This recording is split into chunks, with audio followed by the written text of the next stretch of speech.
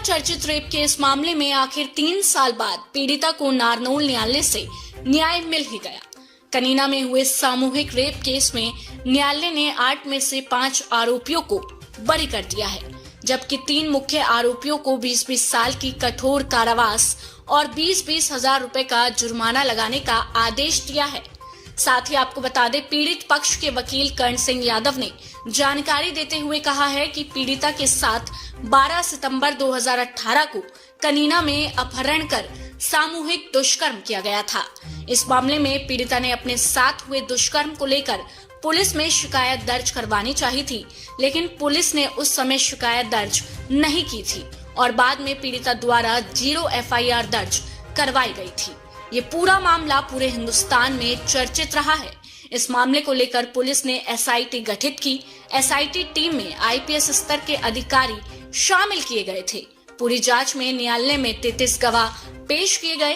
पीड़ित पक्ष के वकील के अनुसार न्यायालय ने 5 आरोपियों को बरी कर दिया, जबकि 3 रेप करने वाले आरोपियों को 20 साल की सजा और 20-20 हजार रुपए का जुर्माना लगाया गया है। ये फैसला माननीय मोना सिंह की अदालत में आज सुनाया गया है। साथ ही 5 लाख रुपए पीड़िता को दिए जाने का भी आदेश दिया गया है। ये 5 लाख रुपए की राशि डिस्ट्रिक्ट लीगल सर्विस अथॉरिटी द्वारा दिए जाने के न्यायालय ने आदेश दिए हैं। अभिवक्ता कर्ण सिंह ने कहा कि उन्होंने इस पूरे केस में ना ही तो हरियाणा सरकार से और ना ही पीड़िता से कोई पैसे लिए हैं। उन्होंने ये पूरा केस पूरी तरह से निःशुल्क लड़ा है।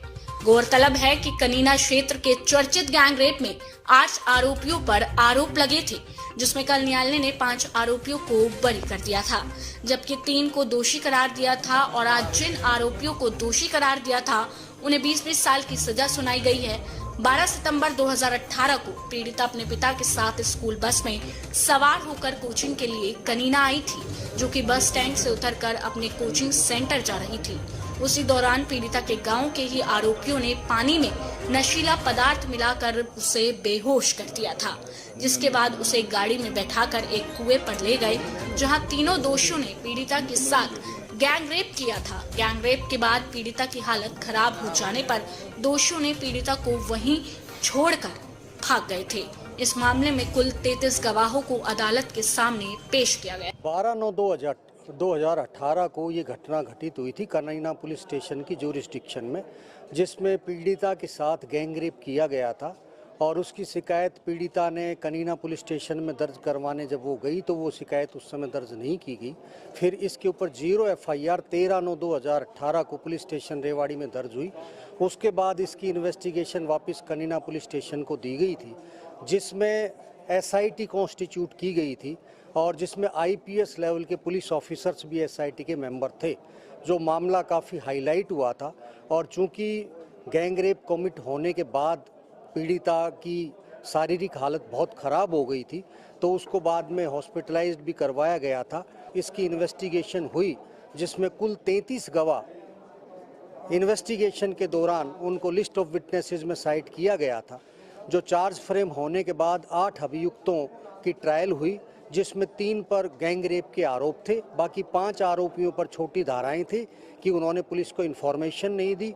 कल माननीय अदालत श्री मोना सिंह जी, जो एडिशनल सेशन जज हैं यहाँ पे और क्राइम अगेंस्ट वुमेन की कोर्ट की स्पेशल जज है, उन्होंने दोनों पक्षों को सुनने के बाद कल 3 जो मुख्य आरोपी थे उनको गैंग रेप का आरोपी पाया गया था एवं इसके अलावा 120B में भी उनको अपराधी पाया गया था।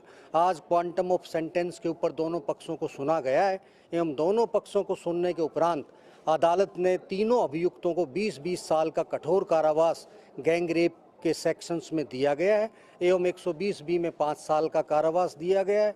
20-20 हजार रुपये जुर्माना प्रत्येक अभियुक्त पर लगाया गया है और जो जुर्माना की राशि पीड़िता को पे की जाएगी ये भी आदेश हुए हैं। इसके अलावा हमने अदालत से यह भी रिक्वेस्ट की थी कि पीड़िता को कंपनसेशन भी दिया जाए, जो माननीय अदालत ने दोनों हमें सुनने के उपरांत 5 लाख रुपए की जो राशि है वो कंपनसेशन के रूप में देने हेतु DLS से डिस्ट्रिक्ट लीगल सर्विस अथॉरिटी को आदेश दिए। और इस मामले के अंदर चूंकि डीएलएस से इनसे स्पेसिफिक डिमांड की गई थी पीड़ित पक्ष के द्वारा कि हमें करण सिंह यादव अधिवक्ता को अपॉइंट किया जाए, जो डीएलएस अथॉरिटी ने मुझे इस केस के अंदर प्रोसिक्यूशन की तरफ से अपॉइंट किया था, जो मेरे द्वारा निःशुल्क सेवा दी गई है। ना तो स्टेट से मैंने कोई पैसे लिए और ना ही पीड़ित पक्ष से किसी प्रकार के कोई चार्जेस लिए।